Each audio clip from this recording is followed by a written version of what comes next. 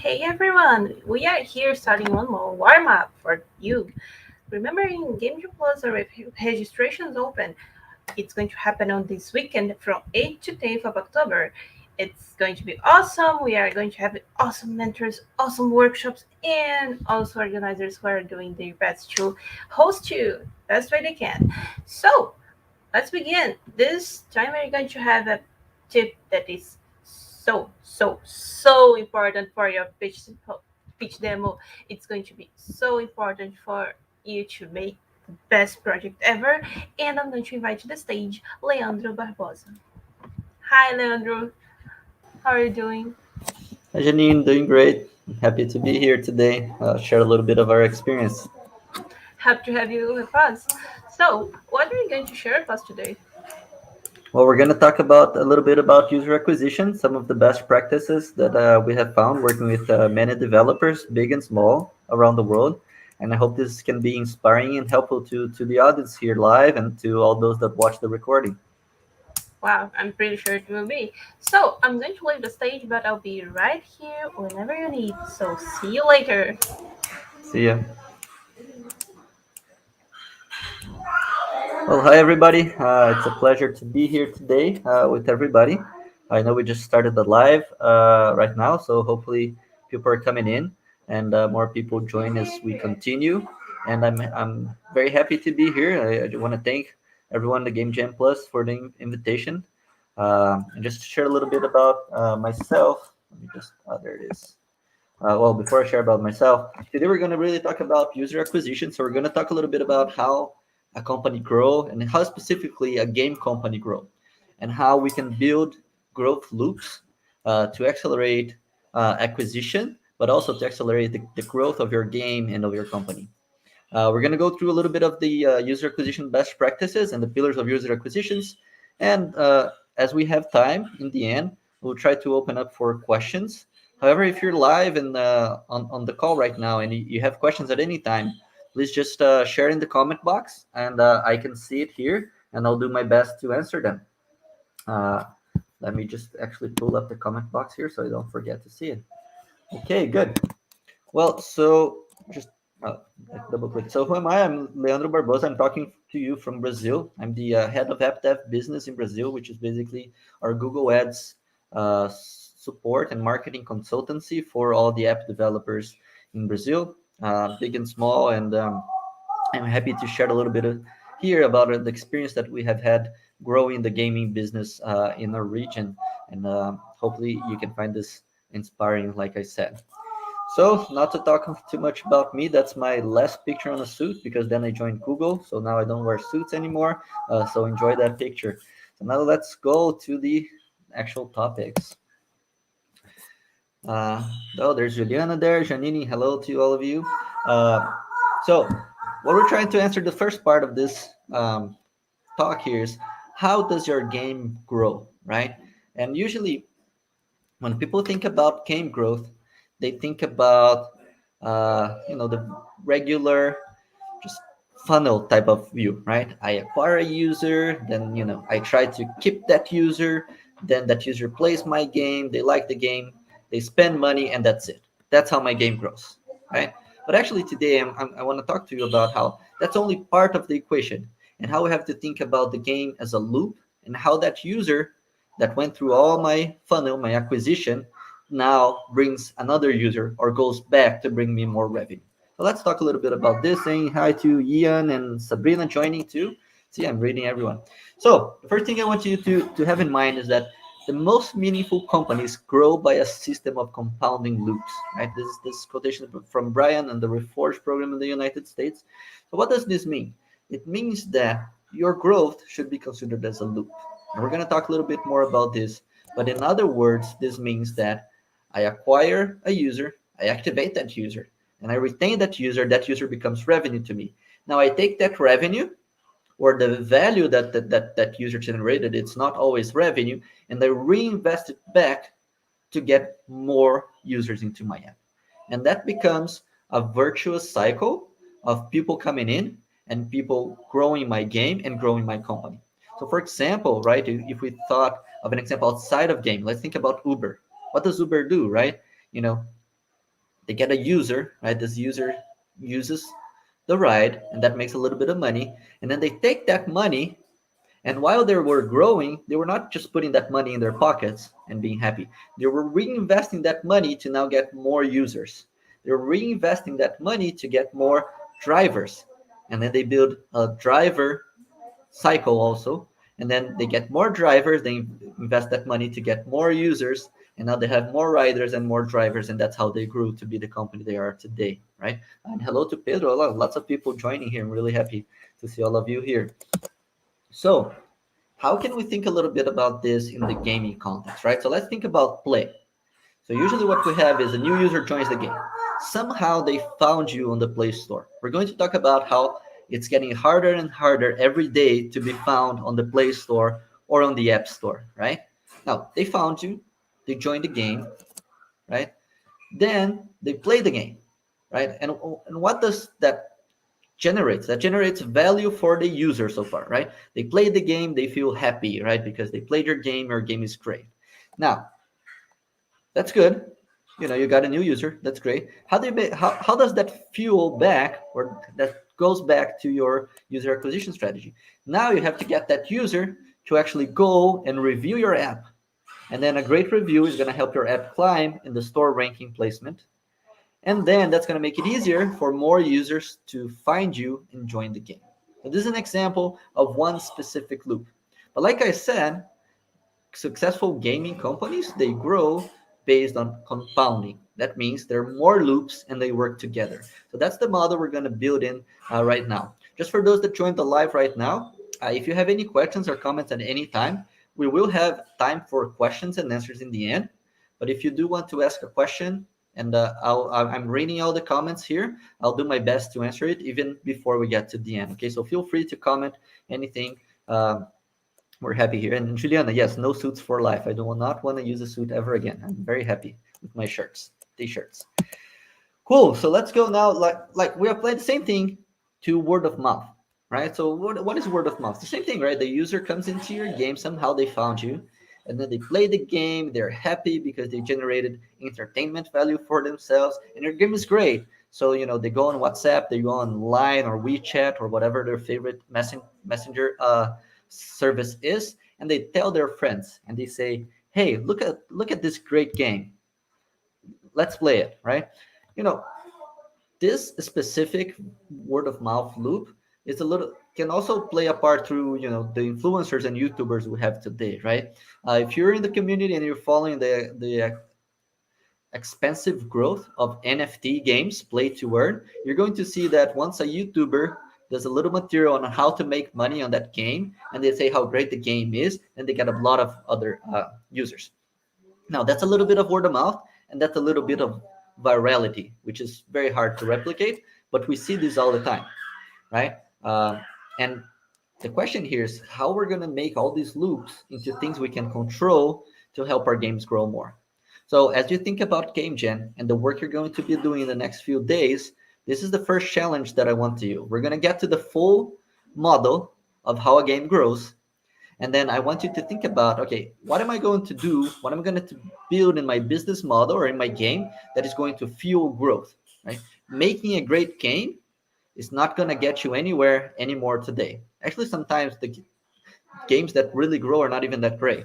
It's because they have the mechanisms and they understand how they grow. It's more important for your business. So try to think about those two things.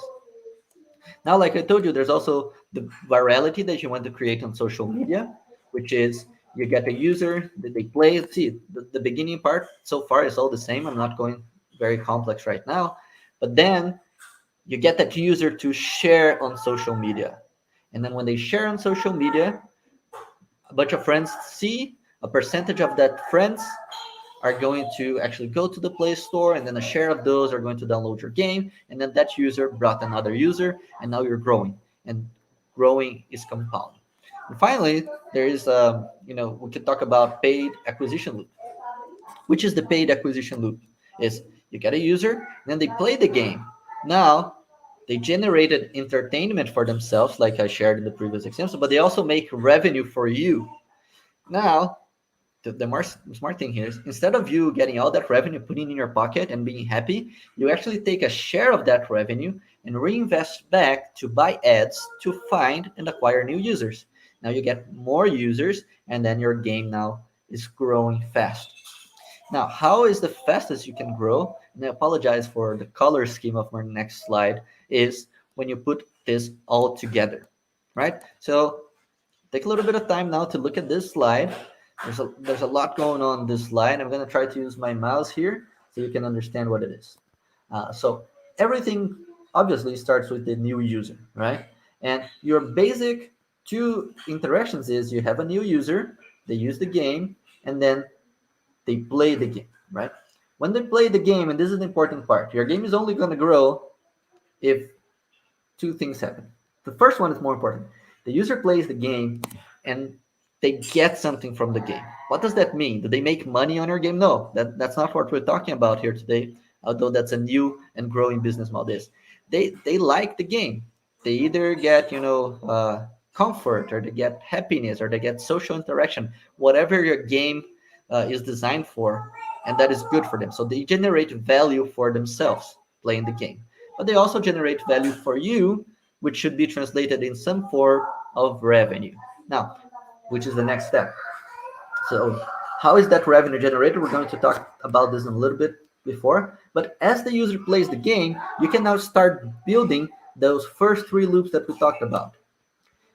You can have that user review. You can have that user share in a variety of ways. Now, what do successful games do? They actually build these mechanisms into the game, and they measure what's happening. So your user plays the game, and let's say at a certain point, let's say level 5, you say, hey, please review us, right? And then a number of those users are going to review. Are you measuring that? And if you're measuring that, what is the impact that it is having? Because as you do that and as you measure the impact, you might come up with things like this. Okay, when I get a new user and they play the game, I invite my user to review and to share.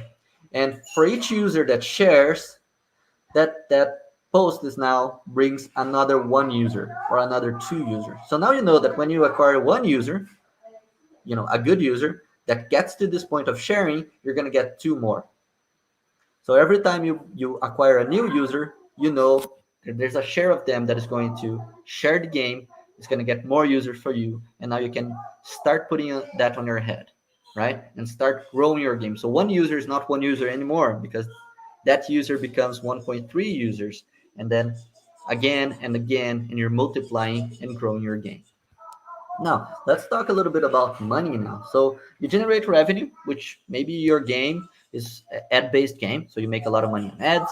Maybe you have in-app purchases or other side, or a combination of those. So you make money. Now, what do you do with that money? The one thing that is on the user acquisition side and is more given, we'll talk a little bit more about it, is simply go and buy ads, right? There's a variety of networks that you can do that. And you buy ads, you're going to have a certain efficiency that is going to bring new users that is going to play the game, right? And then that user that you bought through the ads is going to play the game, but you're also going to make them share. So you see how each cycle is building upon each other, and now your game is growing. Now it's very important that you also use part of that revenue to actually make more content, right? And improve the game, because as you make more content, what you're going to happen is you're going to start talking about the engagement loops. We're not going to talk about this today, but in summary is you're getting that old user that already played the game to come back and play the game again. There's a bunch of tools you can do to do that. We're not going to talk today, but please keep in mind that you also have to save a little bit about that, because now, as you do that successfully, you have a returning user that is going to play the game again, generate more revenue, and they can also share it again, and you can make these things build upon another. We're going to talk a little bit more about this. So now that we have talked about this little model, please keep in mind as you develop your game and your pitch, how does your game grow, right? Which of these loops are you going to utilize, and how you're going to utilize that? Build that into the game. Build that into your measurement system. measure the events or the things that your player is going to do in the app that is going to generate all those loops. So as we move forward, we're going to talk a little bit about organic acquisition, and I think there's more questions might come up. And again, if any of you have questions, well, if you're watching the recording, I'm sorry, but if you're live right now and if you have questions, please feel free to use the comment box. Let me check the comment box. No new comments now, but that's fine. Um, let's make sure I'm available to talk about. So now we're gonna talk a little bit about organic acquisition, and we're gonna try to talk about these three topics, which is Play Store, virality, and social media, which are the main ways you're gonna acquire users organically. Okay. Uh, so the first, let's talk a little bit about success on Google Play, which is mostly related to your store listing. Um, and of course, if since I work from Google, we're going to talk about Google Play, but many of the principles we're going to talk right now also apply to the App Store or whatever store you might be using in a given country. So let's talk about the Google Play console. There's here 6 tips, very important tips. And hello to Mateus that just joined here. Welcome. I'm glad to have you here. Uh, that are very important when using the Google Play console. First of all, it gives you a lot of data, right? You have a lot of data on the Google Play console, and this data is very good and very directional. You can use that, especially like it's written on number 1 there, to benchmark how your app is doing on the organic conversion rate compared to other apps. I do not recommend you to use the Google Play console to make paid conversion or paid acquisition comparisons, but for the organic part of your business, you can use it, and those reports are going to be very good. Second, this is very important, right? Make sure that localize your store, right? So if you have a store in the United States, you have a store in Brazil, you have a store in Japan, make sure that, the language translates that. But not only the language, maybe the assets, the creatives you put. Like, for example, in Asia, we know that the color scheme is different. Usually here in Brazil, green is positive and red is negative, right? But we know that, and I play a lot of Asian games, the Chinese games and the Japanese games, that it doesn't mean the same thing. So you might need to understand that localizing your Play Store or your App Store is not only about language, but also about the assets, the images and videos that you put that might be better for each audience. Then as you're doing that, now you're going to use A/B test. You can do that on the store listing. It's built into the Google Play console. It's the number 1 way you're going to improve your organic acquisition. I'm going to give a few examples more about it. Once you did that, you can start going deeper. The Google Play console also offer you keywords, which Play Store keywords are bringing you more traffic. And then you can also optimize your assets, your texts, your titles, maybe even your images to talk more about those keywords. Uh, of course, you have customer feedback, so you can read through all the reviews, and this is very important, right? I know many of you probably have done that. I'll finish, then I'll get to Juliana's question, but many of you have done this when you're downloading a game. You actually go and read the reviews, right? And then when you read the reviews, and the reviews are positive, it's great. But if they're negative, and maybe the developer doesn't reply back, or you don't see that improvement, you already get a negative feeling about the game. So you want to really use that customer feedback to improve your game. This is very important. And finally, analyze crash rate and ANR. Now, I'm going to get to a couple of questions here. Juliana, on the platform, can you choose the cities? No. On Google Play Console, so we're talking about where you publish your app. It's not available to publish, to use the cities, okay? Um, so Pedro is asking about the company loop. Where do we start and how the loop can evolve to reach the whole cycle? So I'm gonna go back a little bit. Just really, where's my mouse? There it is. So the place to start, Pedro, is really here on your new users, right? Uh, you're gonna have to get those new users somehow. Just so make sure you have new users. We're gonna talk about how to get the first users. And then this is where you want to start building your cycles from the playing the game. Make sure that your user plays the game and that they generate value for themselves, right? That your game is giving something to the user, either through some sort of entertainment, accomplishment, etc. And then from there, you start building your organic user acquisitions. I'm going to talk a little bit about how you can build them into the game. So you start here on this middle part, and then you go to you build your paid user acquisition, and we're gonna say this how you're gonna do this a little bit later, and then later you think about how you're gonna keep bringing those user backs and retention. So it's a little bit building from the middle and then expanding. Cool. So we talked a little bit about Google Play Console. So let's see how that works in practice. Oh, sorry. Here's all the things that you can do as store listing experiment. And I recommend you that do test as much as possible once you have an app that is there, even if it's in the beginning, right? You have to test your icon, the graphics, the order of the screenshots. There's all these types of things that you can test, and they make a lot of difference, right? Why do they make a lot of difference? Because the store, the way the store is set is going to impact both your organic acquisition, but also your paid acquisition. No, so let's think about your paid acquisition. You put an ad, let's say you put an ad in a, I don't know, in another game, right? And the user sees that ad, they click, they go to the store to learn more about your game. If your store conversion is bad, then they're not going to download your game, and you paid for that click, so you lost money. So this is why it's so important to always keep an eye on this. How do you improve your store listing experiment, right? And how you improve your store, because this is building on that first loop, the play loop, right? As you build upon this, you're ranking higher, you're bringing more users, and you're spinning your loop. So as we talked, do a lot of A/B testing. Let me see. I have a few examples. This is from Taps, which is a company here in Brazil. Um, so they basically tested very simple icons. They only tested the icon, right? So which of those virtual animals would be the best icon for the game, right? So they test those three, and the install rate increased about 20 to 30%. It's a huge increase, right? Uh, so it's very important to do this. So here's a little bit of those examples. You can also see this example from Rovios. So you use the control and then you start building upon it, right? And then as you build, you can continue to iterate. So you do a control, you find the best icon. Then you use that best icon and make new iterations to see if you can make something even better. And then you keep doing that. This is the slide. You keep doing that. So you leave from the control and you end up with something that is 15, 20, sometimes 30% higher because you kept iterating a long time. So this is a great example of how you can do this and really leverage the store. Now, we're going to talk a little bit about accelerating your game through the other organic media. All right. So this is basically how do we try our best to create virality and to create those other loops.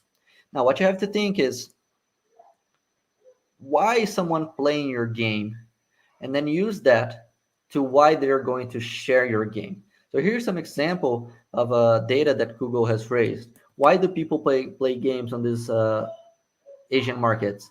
So in China, for example, it's for entertainment or for relaxation. So you can use those themes in your game, in your store, but also in the way that they share. So now let me share with you 7 ways that you can create those loops. And here they are. Or not. Sorry, the presentation is not moving forward. It went a little bit too much. There we go. There we go. So here are some themes that I have separated. There might be more than this, but I would like to share with you these 7.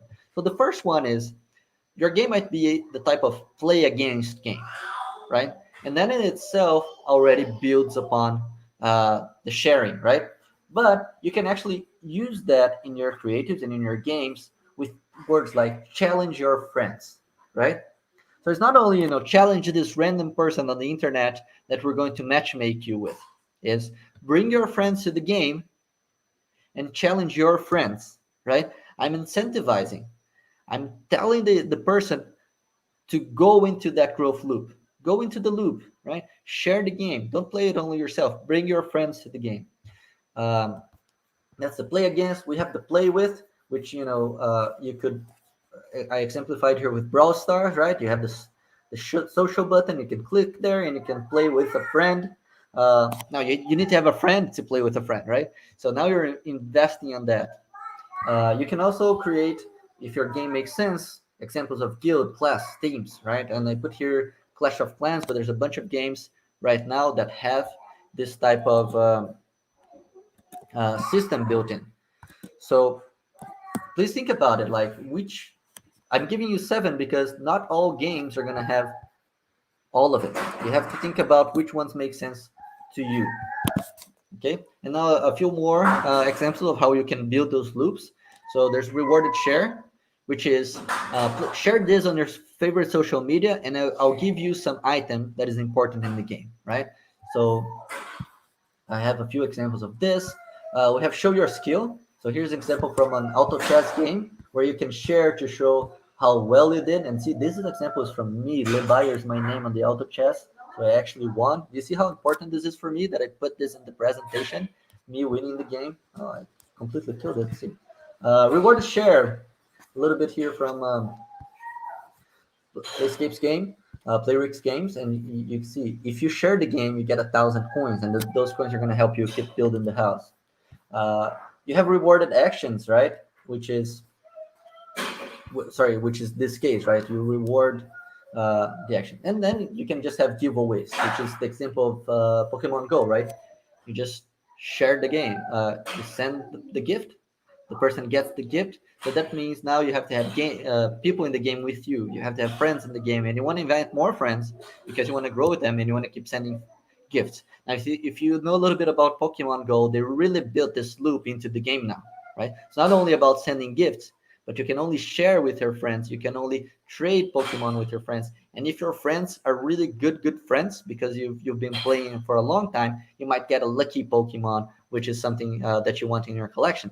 So you can actually build those. Now I gave you seven, and the challenge here is you think what loop I'm going to build on my game, because obviously not all of these are going to make sense for all games. So think about what are the loops that you can build in your games. Maybe you have other ideas other than these seven that I have shared with you. So please make sure that you think broadly about it and that you build this into your game from the development so that you are constructing your game for success and for growth. Okay. I'll move forward, but again, if you have any questions now or later, feel free to ask here in the comments box.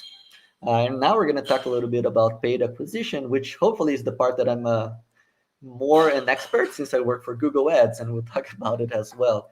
So let's talk a little bit first about some myths. Let's bust some myths about user acquisition. First of all, I heard this from many developers, and usually I only hear this from small developers, and they say, no, I don't need to buy users. My audience is organic. All I need to do is publish the app, and people are going to find me because my game is great. Well, guess what? That doesn't work anymore. So let me tell you why. In July 2010, this is iOS. Okay, if I go to Android, this curve is even worse. But in 2010, for every game that was published on Game Store, the average was 6,000 downloads. Okay, so basically, if you publish the game, you get 6,000 downloads. That's great. These are free downloads, right? But then in July 2011, you're having more games, and now only a little bit less than 5,000 downloads per game. And then a year later, less than 4,000, 3,000, 2,000, less than 1,000, or a little bit above 1,000, 1,000. And in 2017, that's not even 1,000. And we're coming in, and this curve keeps going down, right? And we're in 2021.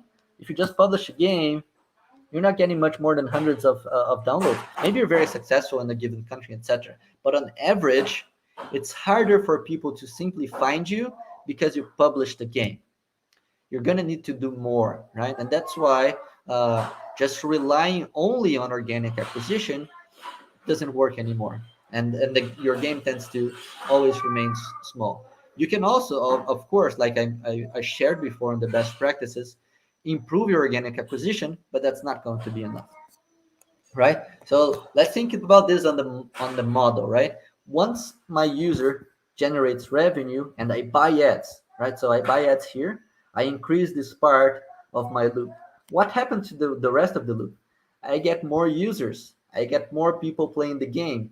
If I have built the proper organic loops, I have more people sharing, I have more people reviewing, I have more people giving me feedback to improve the game, and then I make more revenue, which then I can reinvest again on ads or in content.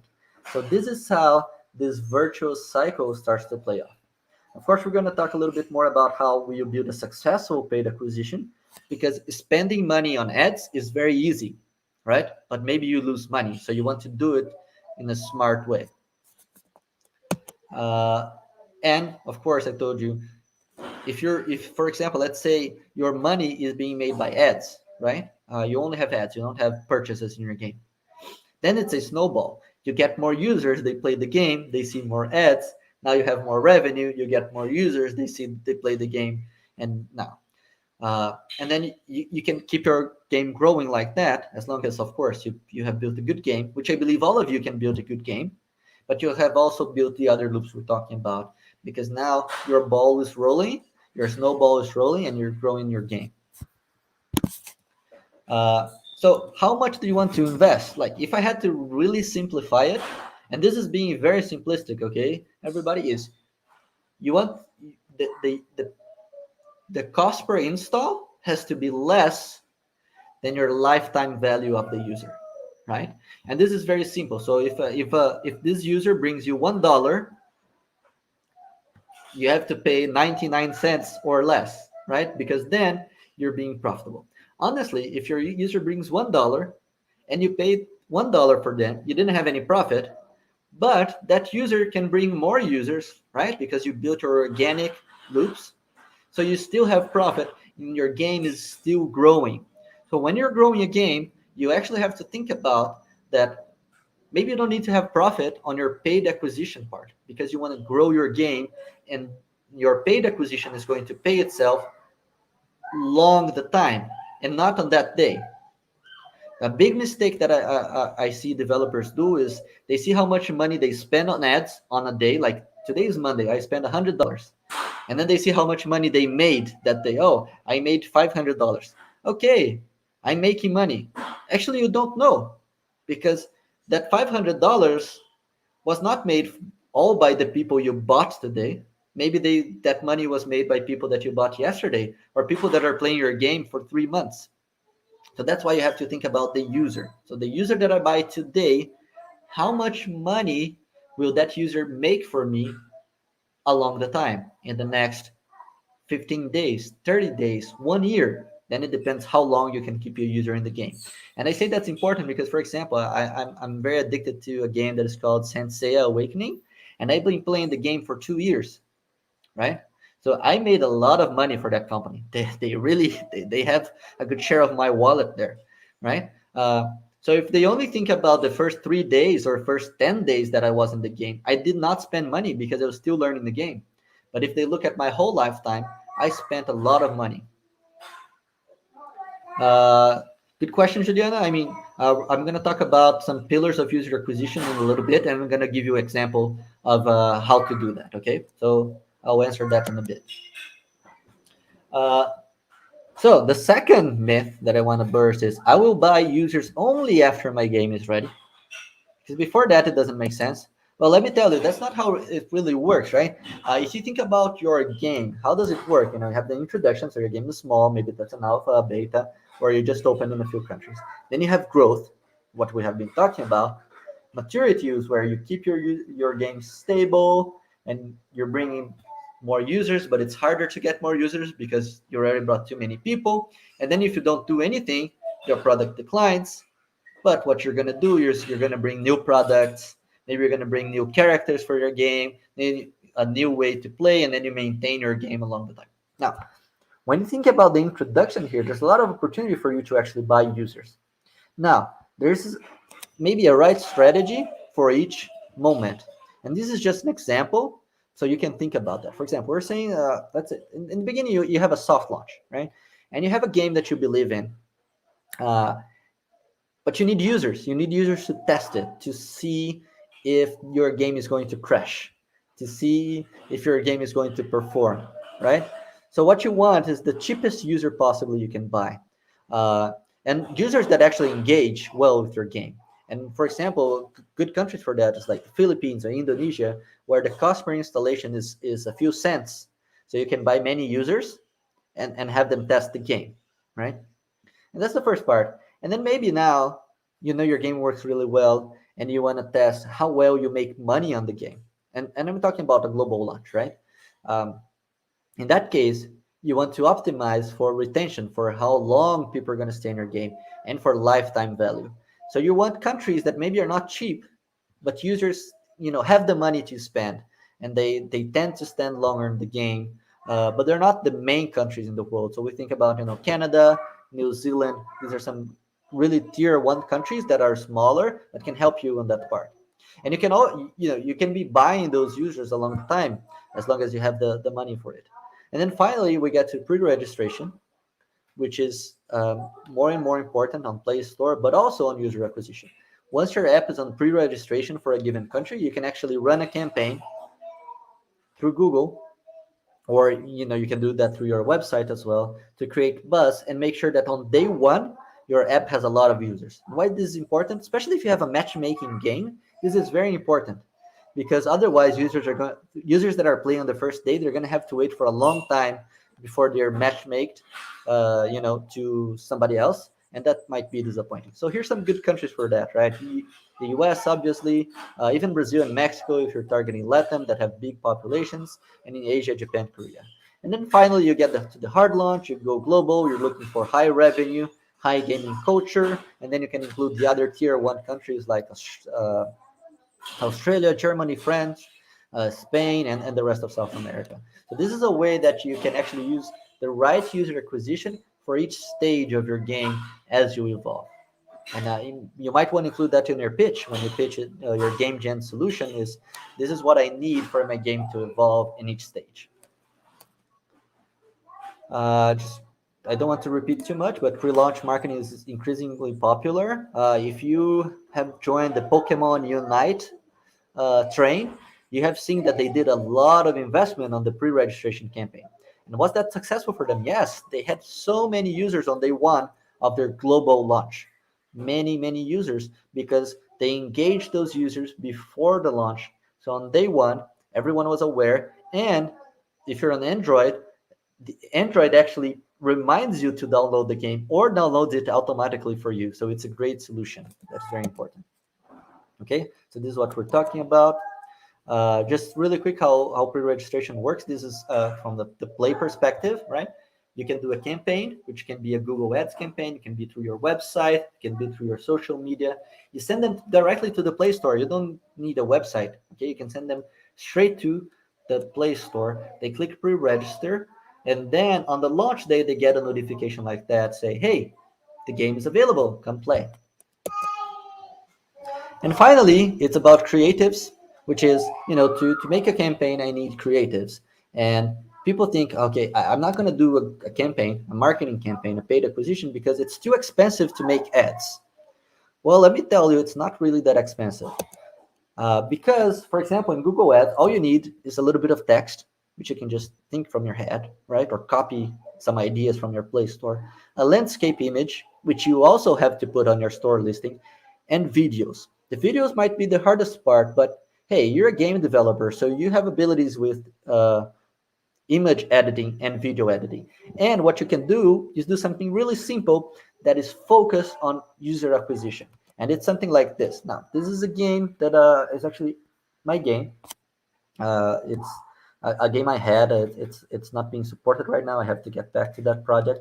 But I did this little creative. I did it myself, right? And I literally only used my Android phone and Windows video editor that comes with the program. I'm not sure it's going to have the sound, but just for you to have an idea here. So let's see if we have the sound here. So very simple. It's a hyper casual game, right?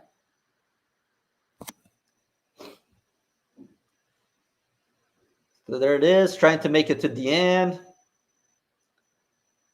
And then I finish, I make my coins, I showed evolution and what people can do in the game. So I think a little bit of retention, and I call them to download now, right? So You see, very simple creative, right? Of course, you can get a way more fancy than this, but even if you go simple creatives that have the basic best practices, which is you show the gameplay, you tell the players why they should play your game, why is it fun, right? In this case, I'm trying to sell the idea that this game is hard because it's hard to canoe. Like I even make a mistake. The fun fact for you all, I was actually playing the game to record. I didn't want to make the mistake. I wanted to actually get to the end, but I made the mistake, so it's kind of fun. I added to the video that it was real. I showed them what, why is it great, and I showed them the evolution that they can have in the game, because I don't want them to come and play only for one day. I want them to unlock new worlds and keep going, and then I invite them to download. So even something as simple as this can go a long way. And this is actually a proof of case, because this is the creative I used to test my game and the time, and it was very successful. We got lots of users across the world with a very cheap cost per install of few cents in the choice markets. I'm going to show you, of course, you can be much more complicated as you grow, right? So this is Candy Crush. They have a lot of money, but pay attention how some of the best practices are the same, right? They're going to go with gameplay, right? And then they're gonna add more stuff because they can. See, just gameplay. They zoom in a little bit more gameplay. Level 2000, so they're showing evolution. So say, hey, you're not coming to play only one level, you're here to play 2000 levels, and that's it. See, I mean, of course their ad is way more fancy than mine, but it's the same thing, right? Gameplay, a little bit of zoom, a little bit more gameplay. I tell you why you should stay in the game, and then I tell you, hey, you're not here to play only one day, you're here to play a long time, right? The same principles, and then they end up with the brand again and calling out. Now, I'm going to show this ad just for everyone's entertainment, because it's kind of fun. You're likely not going to get to this, but you could go all the way crazy, right? Oh, is it not? I think it's not working. Let me try again.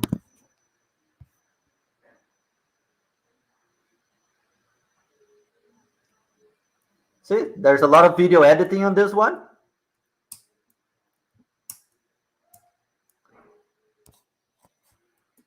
And that's it. Come on, come play today. Uh, Lots of the same principles, okay? So I just wanted to demystify this. And now that we broke these 3 myths, you're it's hard to grow your game only with organic unless you're very lucky. You know, you can use user acquisition throughout the whole process of growing, and you can make creatives that are as simple as you need them to be or as complex as you need them to be as you grow. And simple creatives, gameplay, challenging, download now goes a long way into getting your first users. Now, I hope I can answer a few of the questions that were in the chat right now. So from Kellen, which is the pillars of user acquisition, right? So let's talk about the 3 pillars. How do you do user acquisition successfully? This is for paid user acquisition. First, you need to really know your users. 2, you need to segment and measure those users, which is going to answer Juliana's question on the platform where you can see the spend separated. And then finally, creatives. We already talked about creatives, so we're not going to go there again. So we're going to focus the next 5 minutes on these two, and we still have 5 minutes for questions. So user level data. Now, I put a lot of information here. When you go back to this recording, you can look again. But in general, like we always look to this data. Daily active users, monthly active users, right? And then ARPU, average revenue per user. RPPU, average revenue per paid user. That is, if you have purchases in your game, how much the user that actually purchases, how much they spend on average. Cost per install, which is CPI, return on investment, and lifetime value. This is the basic that you have to measure. Now, if you only measure this basic, you're probably not going to be a very good user acquisition company. What else do you need to measure? The advanced, which is ask yourself a question: what do users do in my game? And what do valuable users do in my game? What are the loops that I've built that I need to measure to know how well they are doing that, right? In other words, all of that is an event, is an action that you want to measure. And there are many solutions to measure that. So one solution, and of course I'm going to talk about Google solution, is just the Firebase and Google Analytics for Firebase, where you can measure all those events and see what your user is doing. And you can segment in many ways per city, per country, um, per action, for many types of demographics. And we have paid acquisition attribution that goes into Juliana's question. These are the solutions that are going to help you see all this spent separated. So here, for example, if you use a Just Apps Flyer or Kochava, you're going to do the same thing as Firebase. You're going to measure the events that matter there, and now you can segment by acquisition channel. You can segment by all sorts of demographics, geographics, and etc. So, for example, if you're using Apps Flyer and you're investing on Google, Facebook, and all other networks, you can simply use Apps Flyer to measure that. These are paid solutions, so they're a little bit more expensive. So you're going to use this in a different moment of your company, but you should be able to use some of these solutions in their free uh, trials because they have, and some of them have a free tier that you can use. Now, Firebase is always free. So to build the basics of your intelligence and to start building your game, I cannot strongly, I have to very strongly recommend you to quickly implement Firebase because one, it's going to help you on your Google Ads campaigns later, but two, it's going to be able to give you all this intelligence on your business model. You will be able to see what your user is doing, and not for all networks, that's the problem on Firebase, but for example, in your Google Ads, you're going to be able to see how much you spent and how much money that user brought back to you. What were the actions that they did? So these are very fancy solutions. Now, we're not going to get into the details. Today is about inspiring you. So if you're going to make a successful game, you need to have these tools. If you don't have these tools, it's going to be hard to go the long way. And then, as now that you measured everything and you know everything, you can actually start segmenting your users and segment your users, understand which are your high value users. And then when you're doing paid user acquisition, go for those users. Don't go for the cheap users because they're not going to stay in your game. They're probably not going to share. They're probably not going to spin your loops. Go for your high value users. Let me give you an example of a game I know. They have learned that their high value users, the users that bring 80% of their revenue, play. Let's. I'm gonna give some random numbers to not expose anything, but play 15 levels, 15 stages in the first 4 days, right? You can segment those users on Firebase, and then you can tell your campaigns, your Google Ads campaigns, hey, I want to buy users that play 15 levels in the first 3 days. Now, I don't want to pay a few cents of dollars for those users because they bring me a lot of money. I can pay like $2 for that user. Now you're very competitive and you can bring users at scale. But you can only do that after you did everything that we talked before. Build your business model, measure your business model. Now you can go after the users that are really the ones you want. Because if you're just going to the random paid user just for the install, you're likely going to get not the best users that are not going to grow your game as much. And of course, in the last 2 minutes, I have to do a little bit of my own marketing. Google Ads is going to help you on all of this. On all your paid user acquisition, you can go from the pre-launch to the launch to the post-launch, and even engaging your users that already have the app. You can do all of that through Google Ads. We're here to help you as you start growing everywhere. And the campaigns have the algorithm that you need to make it easy for you. You bring to us your game and your creatives and your segmentation, which is the work that we just did. Hey, this is the user I want, and this is how much I can pay for him. And you just let the machine do the rest. You're going to find the right user for you, wherever they are in the Google Ads. And they're going to bring that user back to you, right? It's a learning period, but it's going to be very helpful. And you see, I only talked about Google Ads in the very end because if you start Google Ads and then you want to build the rest later, you're probably going to lose a lot of money investing in ads. So make sure you have your business model and you understand who your high value user is and build upon that. And then I'm sure Google Ads is going to be one great solution for you. I know my competitors are also can also have great products, but I'm here and I have to talk about Google. They pay my salary anyways. So this is it. Thank you very much. We have a few minutes for questions if we have any more.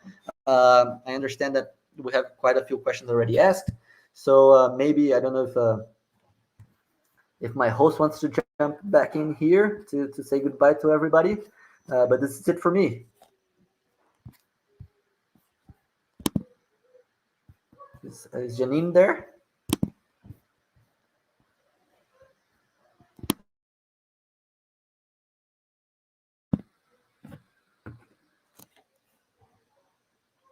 Well, I'm waiting for my host to come back here. Maybe I'll start playing some of my favorite games. People ask me a lot when I give these talks what games I have on my phone, so I'm going to share that with you. These are my favorite games here. So I have, oh, there it is. Pokemon Go, Among Us, Brawl Stars, Sensei Awakening. Of course, I also have Pokemon Unite right there, right? And a few more games there. So I hope you really like it. Yes, I think Janine needs to come back here to end the stream. Thanks, Juliana. I appreciate that you liked it. Let's see. While I'm still here, if anybody has questions, please feel free to ask. I'm gonna mute myself a little bit.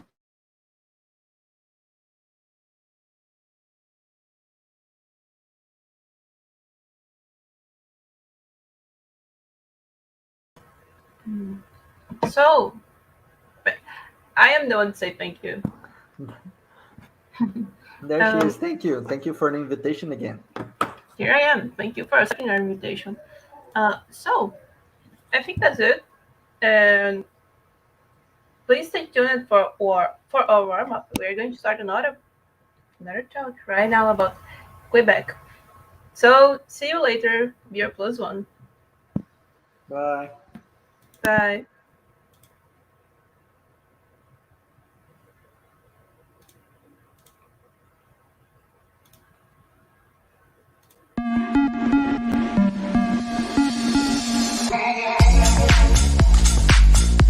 Olá, manas e manos. You are invited for the next edition of Game Jam Plus. É criar o próximo grande jogo indie. I'd like to invite my fellow flyover states and the rest of the world to come jam with us. Mi nombre es Brian Hernández de Cartago, Costa Rica. Patos de Minas, Minas Gerais. Calgary, Canada. Goiás, São Luís, Iran, Liga Sul de Minas. Portugal, Brasília. México, Salvador, Macedônia. Uberaba, Minas Gerais. San José, Costa Rica. Uberlândia, La Paz, Bolivia. Manaus, Amazonas, United States Midwest. Atlanta, Slovenia. Engenheiro Paulo Frontin. Game Jam Plus. O que é Game Jam Plus? En donde desarrolladores, músicos, artistas podrán crear su propio juego con un enfoque de negocios. participants from all around the world come together. É o local onde suas ideias tomam forma. Y me complace mucho invitarlos a este gran evento. I feel thrilled and blessed to have such an opportunity to be a part of this. And I want you to unlock this achievement too. Que es un evento internacional que va a tomar lugar del 8 al 10 de octubre. from October 8th to 10th. Entre el 8 y el 10 de octubre. Dias 8 ao dia 10 de outubro. This October, from the 8th to the 10th. Dia 8 ao dia 10 de outubro. Quiero invitarlos a formar parte de esta gran comunidad internacional. It's going to be an incredible opportunity to make some games, meet some amazing people. Espero haber más personas de todo el mundo participando de este gran evento. Hope to see you there. Participa, be our plus one. Would you be our plus one? Visita наших плюс 1. Be a plus one. Будете мой плюс 1. Be our plus one. Be our plus 1. Be our plus one. Be our plus 1. Be our plus one.